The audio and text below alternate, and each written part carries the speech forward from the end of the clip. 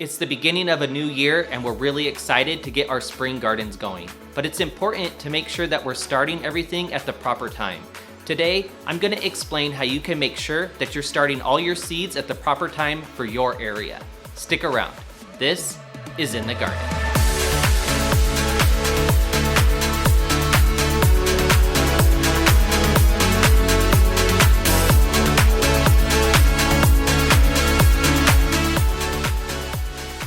Thanks for joining me. Whether you're a new viewer or returning subscriber, I'm glad you're here. This is In the Garden, where I share tips and tools to help new gardeners be successful in backyard vegetable gardening.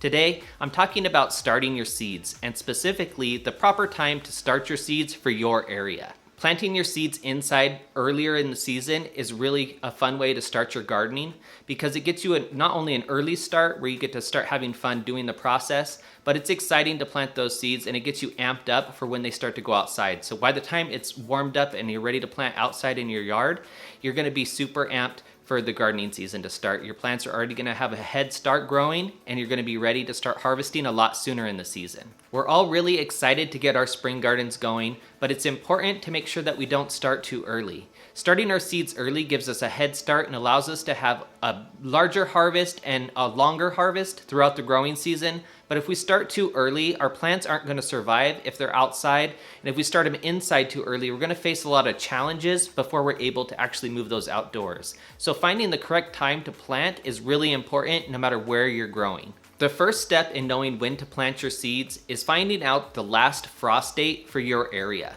There's a lot of different tools online where you can find this information, but one of them that you can use is the Farmer's Almanac, and I'll leave a link to it in the description. You could just type in your zip code and it will tell you the last frost date for your area.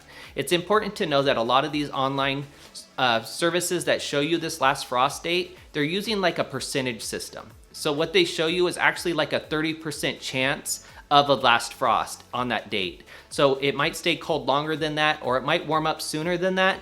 So you need to kind of use your knowledge of the area to decide what's the best time for you to focus on for planting. If you're a new gardener, you definitely might want to add a couple of weeks to whatever the last frost date is to make sure that you're not starting too early. It's important to not be too eager when looking at this frost date and when getting ready to start. Whether starting your seeds indoors or outside, it's important that you start them at the proper time for your area. If you start them indoors too early, you're going to face a lot of challenges, such as the plants getting too large and not having room to keep them, or they might get too large for their pots and you end up having to repot them into larger ones, and that's a lot of work and it could cost you a lot of money for larger containers and the soil. And also, your plants can get root bound being kept in the containers too long indoors. If you're planting directly outside, starting too early can increase your chances of having your plants damaged by frost. If the plants get too cold and by planting them too early, it could actually kill the plants and then you're just starting over from scratch. So you definitely don't want to start too early, especially if you're planting outdoors. Once you know your last frost date, you can use your seed packets to determine when to start the seeds. On the back of the packets, it will tell you whether you can start them indoors or outdoors.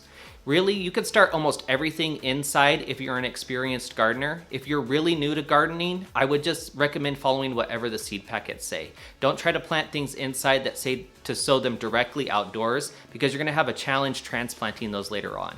So just follow whatever the seed packets say.